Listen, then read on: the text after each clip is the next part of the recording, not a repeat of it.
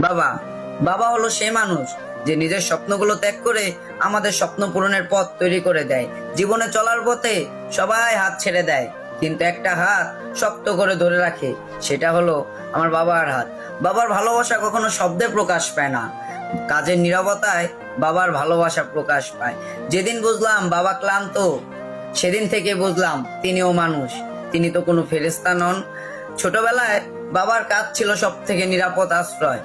বাবা কখনো আমাদের কাছে কিছু চাননি, কিন্তু বাবা চান তার সন্তানের মুখে একটুখানি হাসি।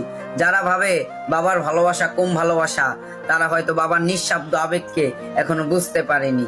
বাবা থাকা মানে অদৃশ্য এক শক্তি থাকা, আর না থাকা মানে ভিতরে ভিতরে ভেঙে পড়া। আমার জন্য আমার বাবা যতটা কষ্ট সহ্য করেছে, এই দুনিয়াতে কেউ আমার কষ্ট ততটা সহ্য করেনি।